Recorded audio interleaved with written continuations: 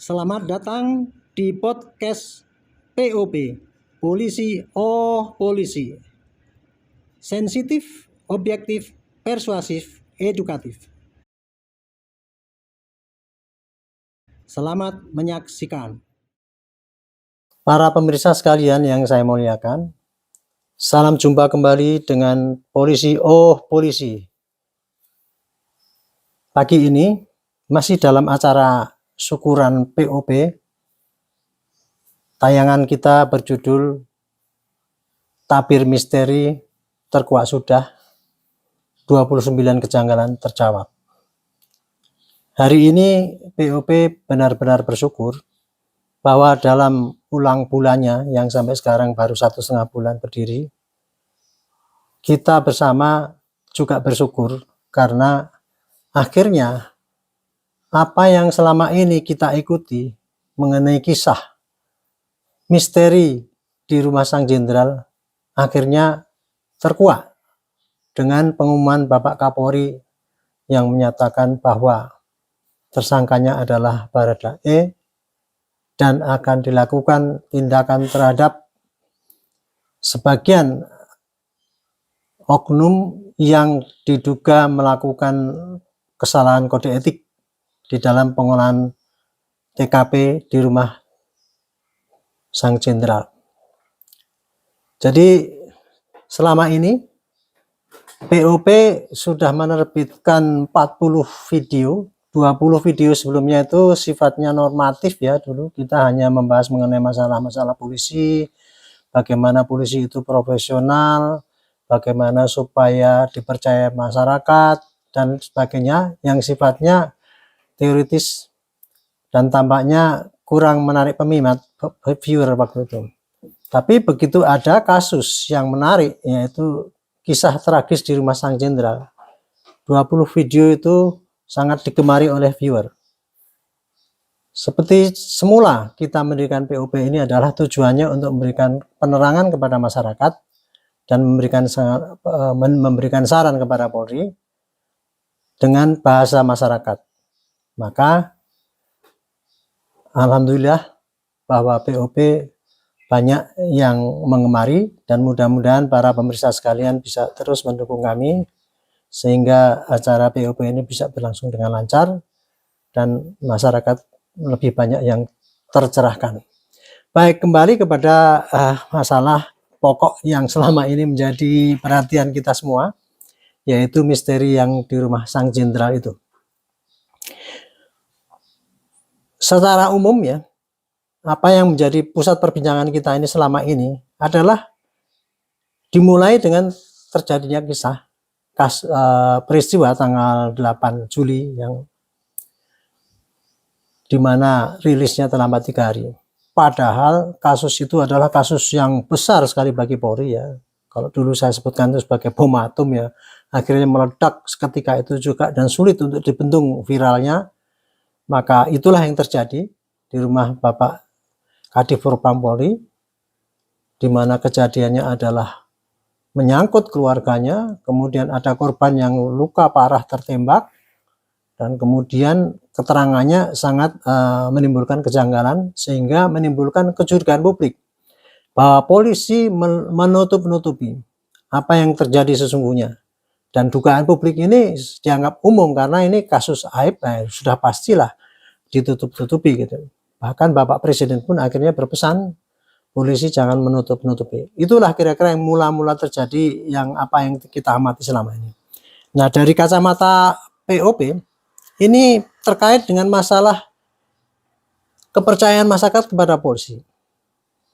Jadi dengan adanya kisah tersebut yang sangat besar dan ternyata polisi diduga menutup-nutupi suatu hal yang mestinya bisa terbuka, tetapi terpaksa tertutup sehingga dianggap polisi menutupi suatu kebohongan atau dulu bahkan dianggap menyiarkan kebohongan ketika mengumumkan kasus itu 3 hari setelah itu.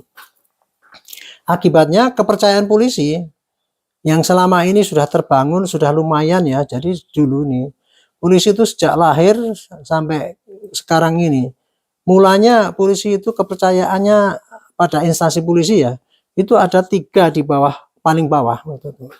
Nah, sejak 5 tahun terakhir ini polisi sudah berhasil meningkat tajam ya, sudah menjadi 3 teratas. Di samping ada kepercayaan publik kepada pemerintah, pada TNI, dan kepada Polri. Waktu itu kepada KPK juga, tapi belakang ini KPK agak menurun.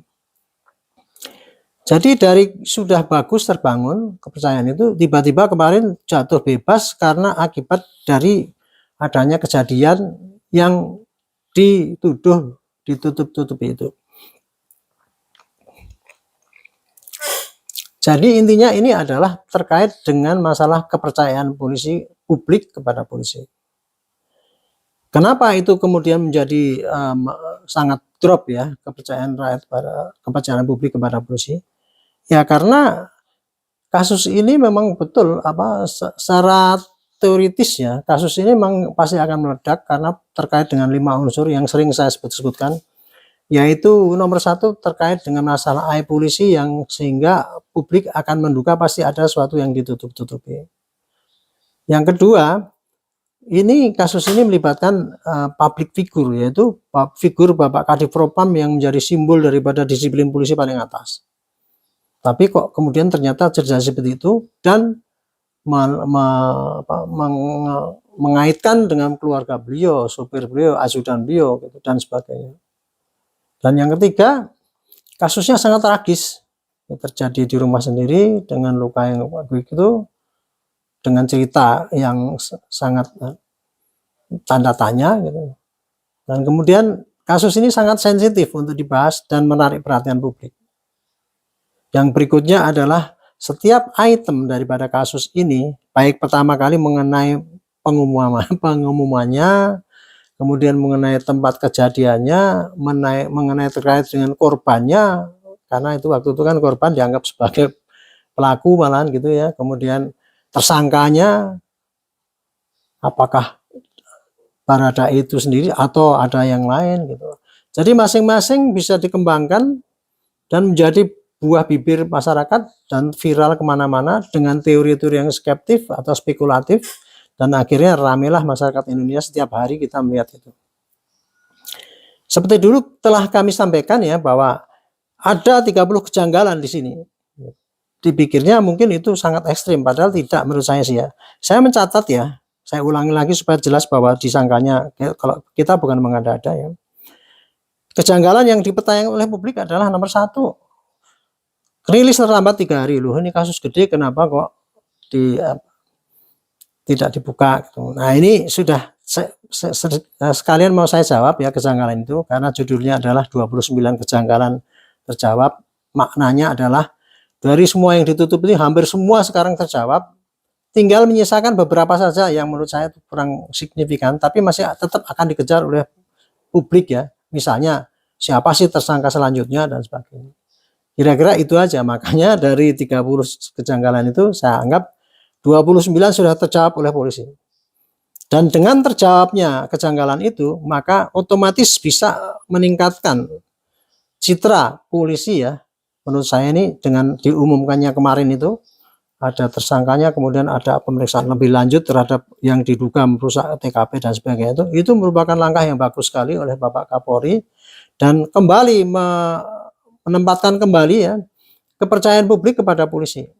Jadi yang selama ini publik bertanya-tanya dan terus menuduh polisi kok segitu buruknya gitu ya, dianggap polisi apakah kalau ini ditutupi kan berarti semua institusi melindungi kayak gitu. Nah alhamdulillah apa yang kita tunggu-tunggu selama ini 30 hari sudah langsung terkuak. Jadi Jumat yang lalu peristiwanya tanggal 8 Juli, Jumat sekarang sudah terkuak, maka kita menjadi bersyukur itulah kira-kira. Baik, saya rinci ya, kejanggalan itu terjawabnya bagaimana. Saya kira untuk klarifikasi supaya masyarakat paham, ini kurang lebih secara garis besar yang selama ini ditanyakan dan sudah menjadi ada jawabannya kira-kira sebagai berikut. Rilis terlambat 3 hari dulu. Mengapa? Nah, karena dulu pada awalnya polisi menganggap bahwa itu kasus internal, tembak-menembak antara anggota Propam, sehingga baru dirilis 3 hari karena kemudian kejadian hari Jumat, kemudian ada viral hari Minggu, dan kemudian baru Senin itulah dijawab. Yang kedua, rilisnya itu juga mengandung kejanggalan juga, karena di dalam rilis itu sudah langsung disimpulkan bahwa itu peristiwanya adalah masalah bela diri gitu. Dan itu sangat tidak masuk akal. Itulah yang menimbulkan kejanggalan. Dan ternyata setelah diselidiki, ternyata dulu ada memang kekeliruan di dalam pengolahan TKP yang pertama kali.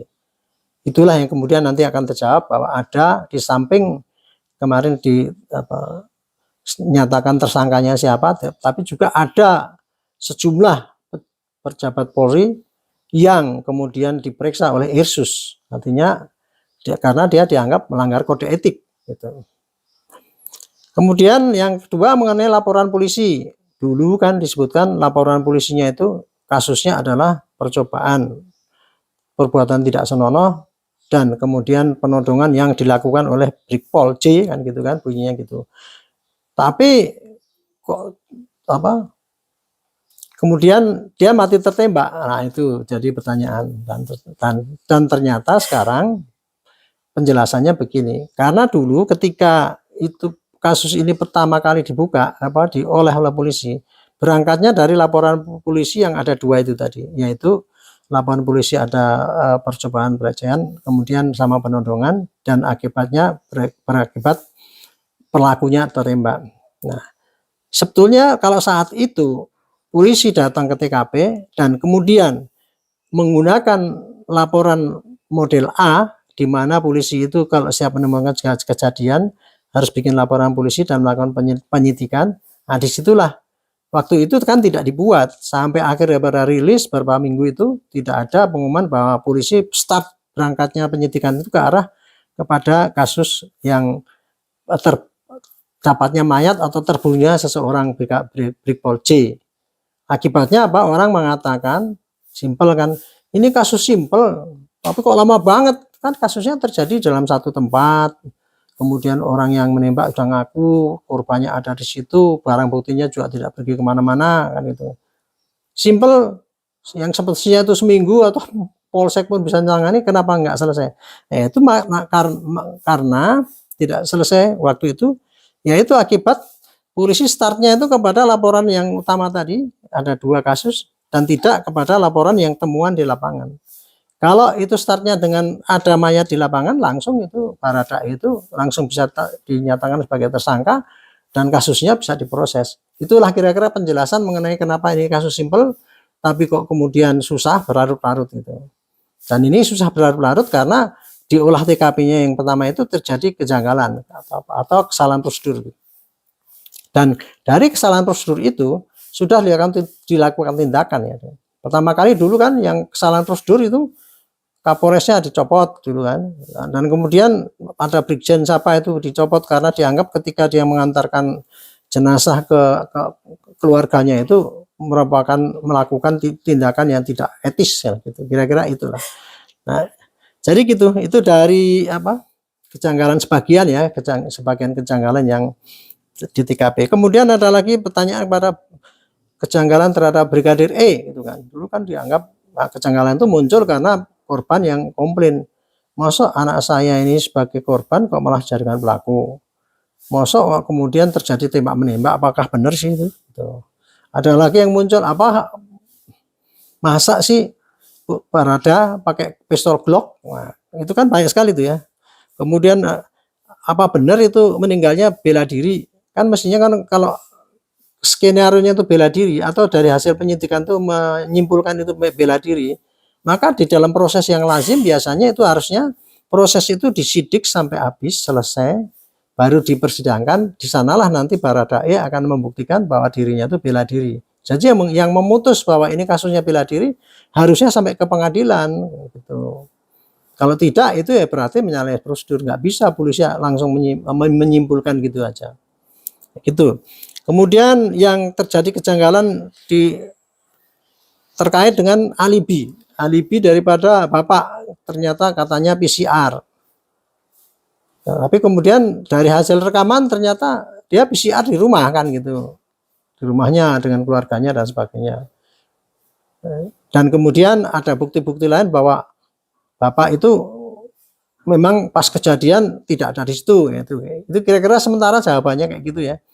Apapun jawabannya, tapi sebetulnya ini sebetulnya kalau dari dulu awal-awal itu ya polisi itu sadar ya bahwa ini yang terjadi adalah bukan kasus kecil loh, ini kasus gede dan kemudian menimbulkan pertanyaan kepada publik, dan tugas pokok polisi harusnya kalau untuk meredam kepercayaan masyarakat itu dulu mestinya memberikan jawaban, nggak usah nunggu sampai belakang gitu. Jadi apapun yang dilakukan oleh polisi sampaikan pada publik supaya publik nggak bertanya-tanya.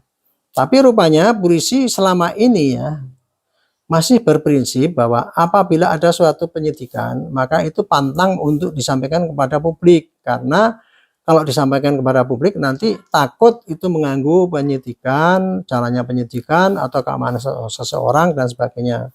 Padahal ini kasusnya ini bukan kasus biasa, karena kasus sudah menarik perhatian semua orang, apalagi ada kejanggalan itu mestinya ya, kalau seandainya dulu sedikit demi sedikit polisi terus menyebarkan perkembangan penyidikan dan menerangkan apa yang dianggap janggal, barangkali mungkin agak tidak sedahsyat sekarang ini gitu. Contohnya misalnya ketika dulu dirilis pertama kali bahwa ini terjadi begini, kemudian kesimpulannya begini, bapak itu sekarang ada memang tidak ada di tempat, itu publik kan akan menanyakan terus ya. Itu kejanggalan ya. Nah, mungkin waktu itu seandainya di counter ya kami mengulangi lagi dengan rilis yang kemarin bahwa itu kita ambil setelah kita meriksa sekian saksi, sekian barang bukti berupa ini, kemudian akhirnya kita berkesimpulan kayak itu kesimpulan sementara gitu kayak gitu. Tapi itu kan nggak dilakukan selama 3 minggu ini. Akhirnya kita baru tahu kemarin begitu ada Pak Sambo itu diperiksa Polres Barreskrim, yang ngomong saya sudah 4 kali diperiksa. Nah ternyata kan polisi selama ini kan yang dulu dibilang belum pernah melakukan apa-apa tiba-tiba menyimpulkan itu skenario-nya bela diri, kan ternyata dulu sudah didahului dengan pemeriksaan semua, tapi kan nggak diumumkan. Itulah yang menambah ya tanda tanya publik semakin santer waktu itu. Jadi ini mungkin ya pengalaman ini jadikan pelajaran bagi polisi ya. Di dalam dunia medsos yang sekarang ini sangat liar itu, tugas polisi tidak satu saja. Artinya tidak hanya terfokus kepada mampu menguak suatu kejahatan, mampu membuat penyidikan cepat, tetapi juga memberikan penerangan pada masyarakat supaya masyarakat tidak bertanya-tanya. Oke, saya lanjutkan pada tadi kejanggalan-kejanggalan yang sudah dibuktikan.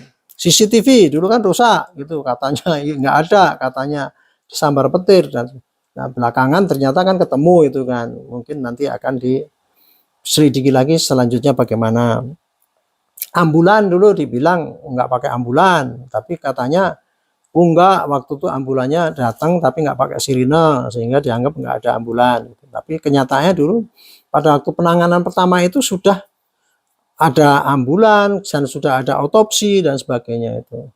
Itu yang pertanyaan-pertanyaan yang ada terkait dengan TKP. Intinya adalah pertanyaan paling besar dari masyarakat pasti berkaitan dengan TKP itu adalah mengenai apakah terjadi kejanggalan dalam olah TKP. Alhamdulillah ini menurut saya menurut bagian daripada pertanyaan yang sulit yang untuk dijawab, tapi kemarin sudah dijawab oleh Bapak Kapolri bahwa memang itu ada diduga kesalahan kode etik oleh para pengolah yang mengolah TKP pertama kali. Nah, sehingga akhirnya itu keluar daripada kesimpulan yang sangat membuat pertanyaan masyarakat itu.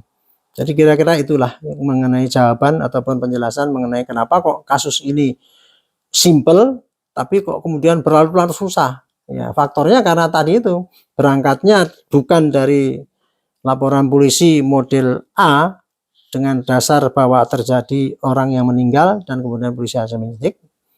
Karena tidak dari itu akhirnya ya kasusnya tidak berjalan. Nah, kemudian setelah itu kan dibentuk tim khusus gitu. Nah, tim khusus ini tugas pokoknya kan mestinya idealnya ya, satu mengoreksi apakah olah TKP yang pertama kali betul, yang kedua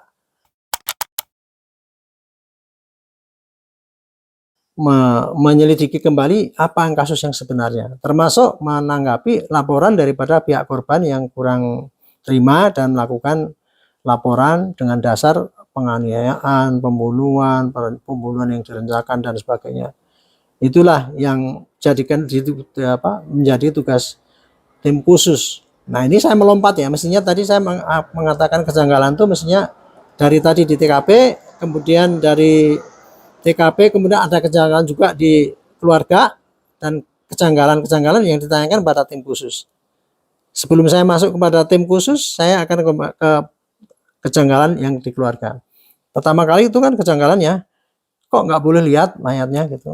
Kemudian kok katanya tembak, kok ada luka sayat kan gitu kan. Terus apakah anak saya itu tembak-tembakan atau ditembak kan gitu. Apakah ditembak atau dianiaya, bahkan direncana dibunuh dan sebagainya. Nah, ini mencuat pertanyaan ini. Dari pertanyaan yang pertama mengenai kenapa kok nggak boleh dilihat, tadi terjawab. Karena dulu di polisi itu maunya jangan disebarkan nih kasus karena nih kasus aib dan sebagainya. Ternyata keluarga kan nggak bisa terima begitu lihat kondisinya kayak gitu, apalagi nggak boleh melihat mayat dan sebagainya.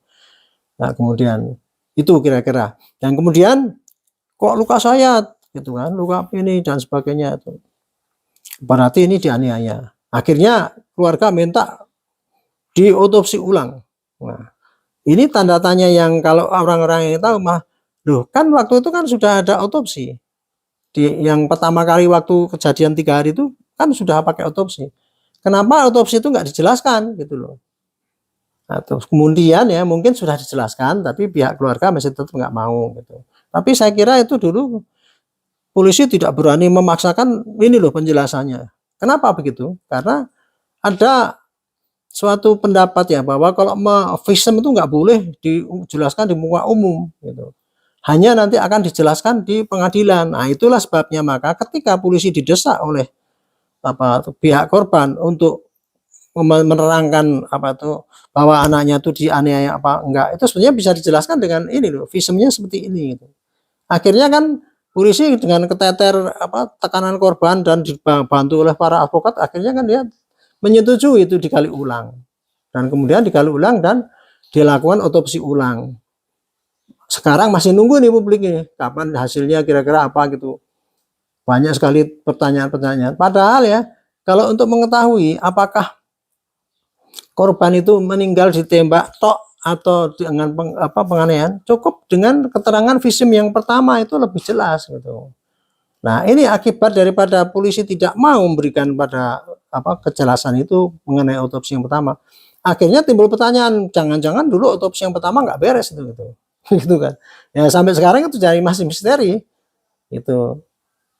Itu mestinya kalau dulu dijelaskan itu dengan kesadaran bahwa ini walaupun biasanya visum itu hanya disampaikan di depan pengadilan, tapi karena ada komplain seperti ini bisa dijelaskan di muka umum aja begini. Ini loh, itu sayatan itu adalah bekas daripada otopsi gitu. Misalnya kalau mau ngambil peluru atau proyektil sini tuh, yang tadinya proyektil bertuju ya pasti sobek sini gitu. Itu kira-kira begitu. Jadi di samping luka-luka yang banyak itu akibat daripada mungkin yang tembakan ada satu masuk tapi jadi 2 karena tembus gini.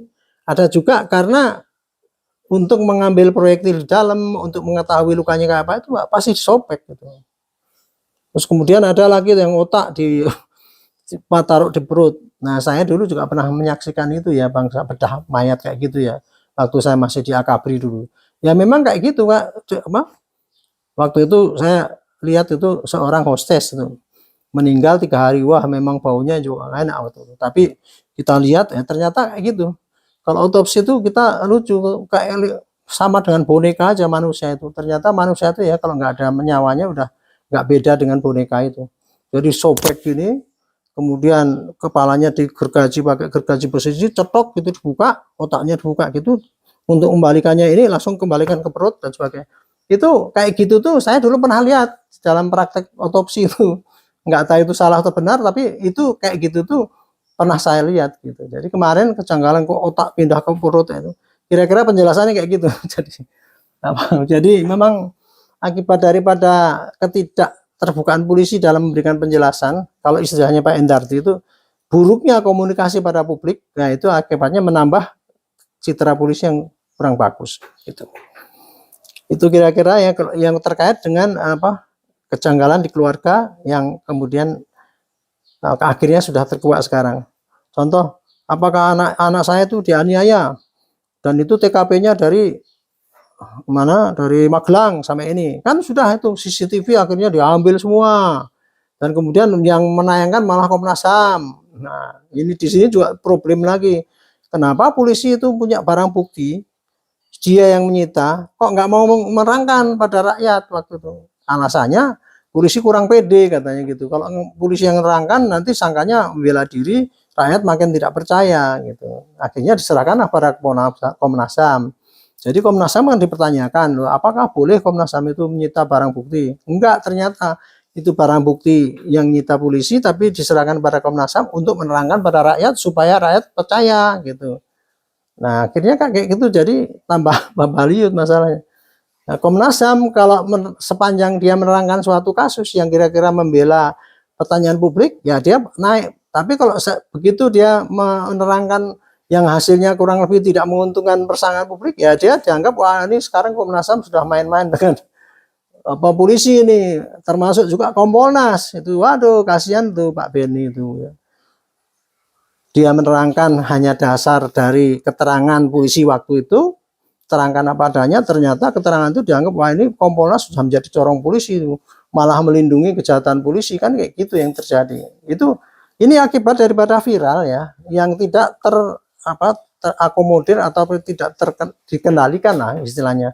Kita membentuk nggak bisa ya, tapi mestinya dimanage, dan itu bisa dimanage dengan memberikan jawaban-jawaban yang bertahap, itu tidak harus menunggu sampai selesai baru disampaikan. Sementara publik terus bertanya-tanya terus gitu. Nah, kemudian mengenai penguburan itu juga kan, penguburan pertama kali dikubur tidak pakai upacara militer, kok seperti mengubur binatang saja, itu katanya advokatnya kayak gitu. Akhirnya polisi sudah menuruti semua apa-apa yang diminta oleh publik. Itu saya yakin itu dulu pasti dalam rangka untuk memulihkan kepercayaan publik bahwa polisi itu tidak ada yang ditutup-tutupi. Tapi pada tahap itu polisi masih memang belum terbuka betul ya. Karena apa yang ditanyakan publik yaitu siapa sih tersangkanya, kan belum, waktu itu belum pernah diumumkan. Kemudian siapa sih alibinya sebenarnya di mana sih bapak itu gitu. Kenapa sih CCTV kok kemudian dibilang nggak ada, itu yang sebenarnya apa. Jadi masih banyak pertanyaan. Sementara pertanyaan yang mestinya dijawab saat itu tapi tidak dijawab, tetapi polisi sudah berusaha mencoba melayani apa yang diminta oleh korban, yaitu tadi misalkan gali mayat ulang. Padahal itu bisa saja itu, kalau toh gali mayat ulang juga tujuannya untuk mencari hasil otopsi kan.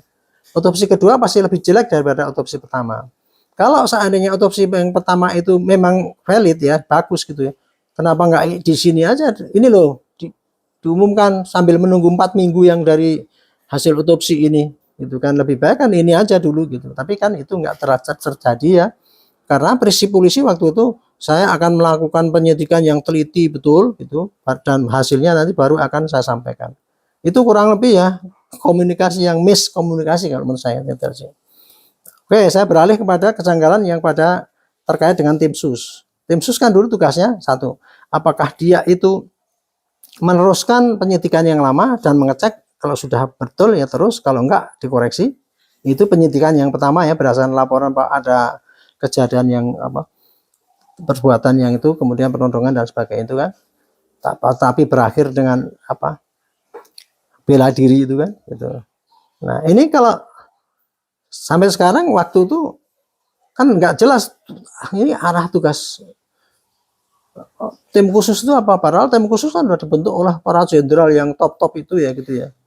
Tapi rupanya mereka sudah kerja mati-matian tiap hari, nggak pernah memberikan laporan pada publik apa yang dikerjakan. Itu akhirnya publik tanya-tanya, berarti tim khusus percuma aja dong, ini kok kasus simpel gitu nggak selesai-selesai kan gitu kan. Itu karena akibat publik menganggap itu kasus simpel tapi polisi tidak memberikan penjelasan, ya akhirnya ya itulah, jadi diduga dia itu. Dan kemudian yang kedua, ada kasus ini simpel tapi kok lama. Nah, sudah terjawab sudah, oleh kemarin itu dengan pengumuman bahwa di samping Baradae itu jadi tersangka, ada juga 25 orang anggota yang diamankan dan sekarang diperiksa oleh Irsus. Nah, itu karena melanggar kode etik itu tadi, yang mengolah TKP yang nggak benar itu tadi, kurang lebih begitu. Kemudian siapa tersangka? Ini tim sus itu dulu kan dibentuk untuk memberikan kecerahan apa yang terjadi gitu ya, tugas pokoknya itu ya. Tapi kan menentukan tersangka itu pun baru kemarin kan gitu. Sudah berapa hari itu? 25 hari itu. Mestinya ya, kalau tim sus itu waktu itu langsung melihat, wah ini kejanggalannya di TKP pertama karena ada temuan mayat, tapi kok nggak pakai LP 338, artinya temuan mayat. Nah itu akhirnya dia mulai, tim sus itu mempelajari kasus itu, startnya dengan laporan polisi yang disampaikan oleh korban bahwa ada anaknya dianiaya meninggal. Nah, kalau start dari situ, akibatnya apa? Polisi dan tim sus ini harus meriksa saksi-saksi dulu lagi itu saksi-saksi yang diduga mengetahui itu. Maka kan kemarin disebutkan bahwa ini sudah meriksa berapa, 42 atau 25 itu. Nah, barulah ditetapkan itu jadi tersangka itu. Nah itu jadi keterlambatan itu kan akibat daripada, menurut hemat saya ya, tidak bisa memilih mana yang tercepat untuk bisa memberikan jawaban ya. Tapi dia memilih kerja yang teliti. Memang itu teliti kan, dari laporan yang kedua diteliti semua, setelah cukup baru diumumkan ini Baradae-nya yang sebagai pelaku. Tapi pasalnya kan yang dituduhkan cuma 338 gitu. Ah ini pun timbul pertanyaan, wah itu kok 338, pakar pengadilan saya ngomong di TV itu, wah kok itu nggak bisa itu, nanti mundur dan sebagainya, saya bilang itu. Ya polisi ya, itu menentukan Baradae menjadi tersangka 338 itu bukan politis.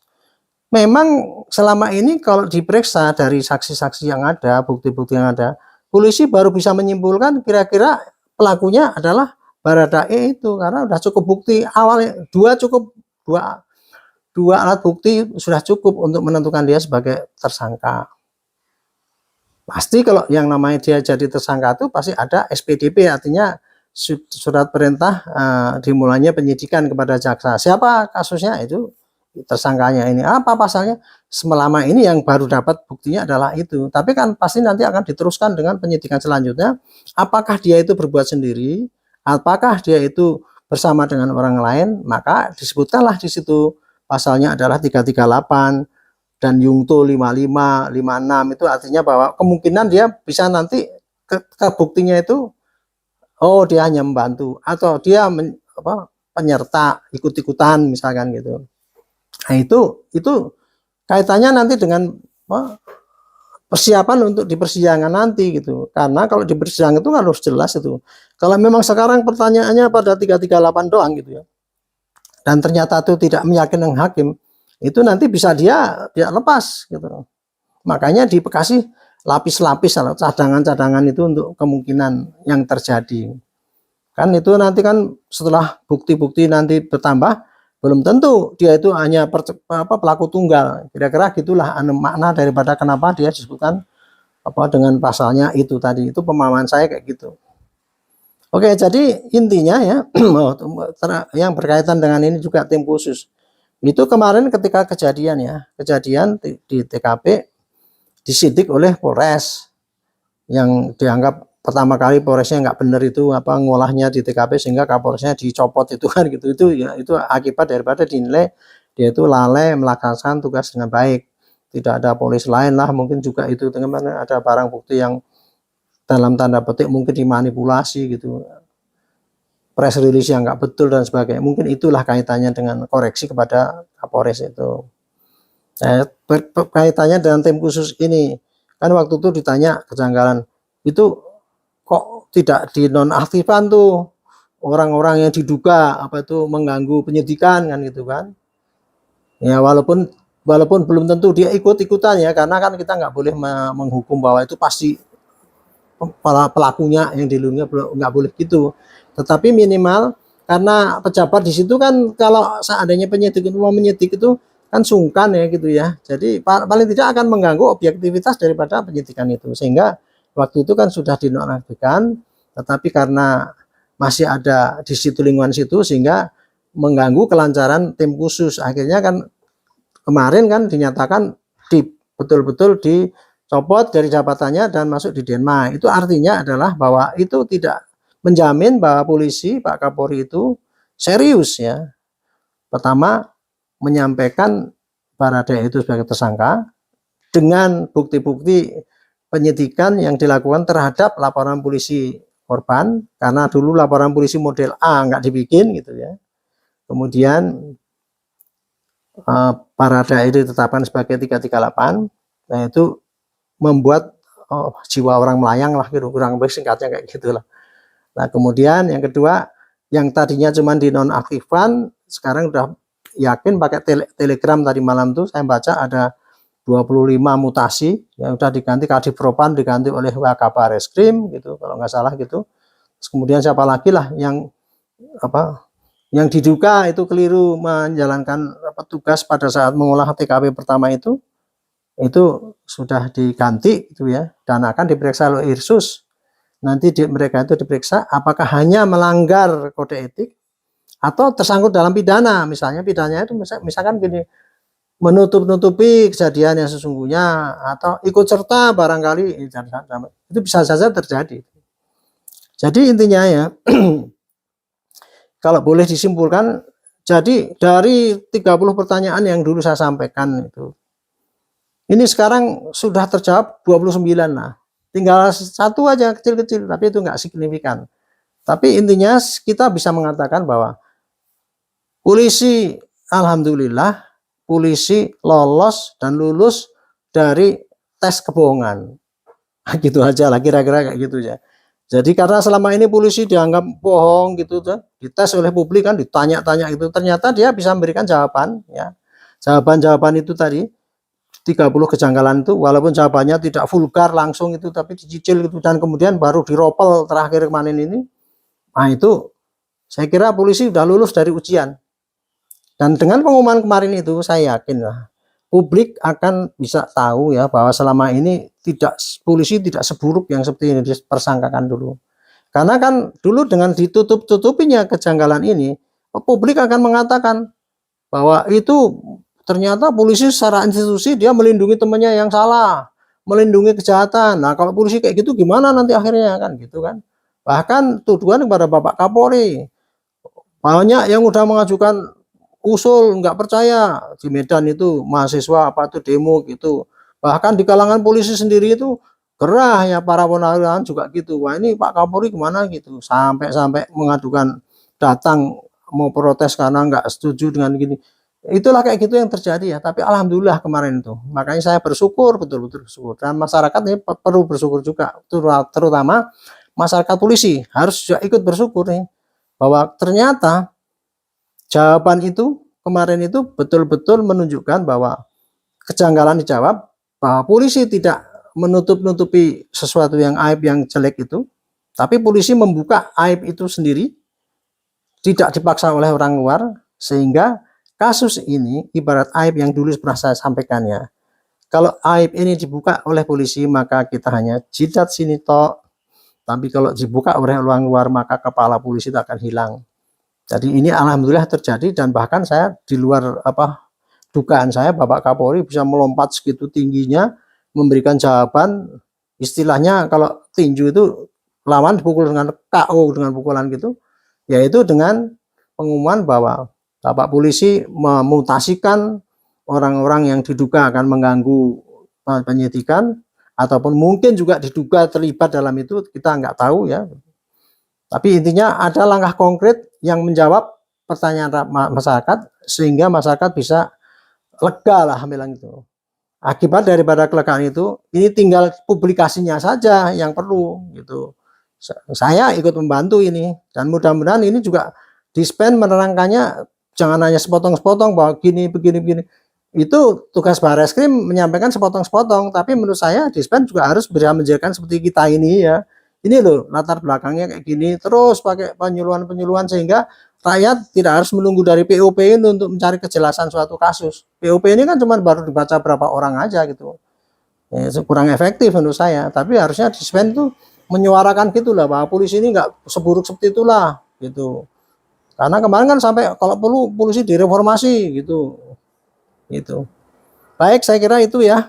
Jadi panjang banget ini ngomongnya, tapi saya pikir biar panjang lah, bosan nggak apa-apa para viewer, tapi yang penting saya sudah bisa menyampaikan resume ya secara keseluruhan apa yang terjadi kasus ini, dan sekarang endingnya sekarang sudah lumayan gini ya, sudah terang. Menurut saya sih sudah terang benderang lah, walaupun masih ada sisa-sisa pertanyaan yang perlu dijawab lagi ya nanti, yaitu antara lain apakah kasus ini penganiayaan atau rencana pembunuhan, itu nanti hanya penyidikan yang akan meneruskan ya. Tapi percayalah bahwa penyidikan itu sekarang sudah betul-betul lurus, dan kemudian polisi berani terbuka. Yang kesalahan yang kemarin sudah dikoreksi dengan tindakan, karena kemarin itu diragukan kan, ada kesalahan kok nggak ditindak. Nah ini mungkin bisa pimpinan juga apa ikut-ikut kan gitu anunya. Jadi sekarang udah clear. Jadi kita bersyukur, POP bersyukur bahwa selama ini kita mengawal ini dan berakhir dengan terbukanya misteri dan terjawabnya 29 pertanyaan dari 30 pertanyaan. Itu kira-kira obrolan kita pagi ini. Mohon maaf kalau ada yang kurang berkenan, kurang enak didengar. Terima kasih, mudah-mudahan Tuhan Yang Maha Kuasa memberikan bimbingan pada kita semua, rakyat Indonesia, kita lebih baik, jangan saling suudon gitu ya. Kemudian di lingkungan polisi sendiri juga mudah-mudahan tidak saling bertengkar lah mengenai masalah ini. Ini masalah ini sudah clear, mudah-mudahan citra polisi ke depan akan bisa meningkat dan polisi bisa dipercaya rakyat seperti yang kita harapkan semua. Terima kasih. Sampai jumpa kembali dalam POP selanjutnya. Terima kasih sudah menyaksikan. Mohon bantuan subscribe, like, dan share. Sampai jumpa.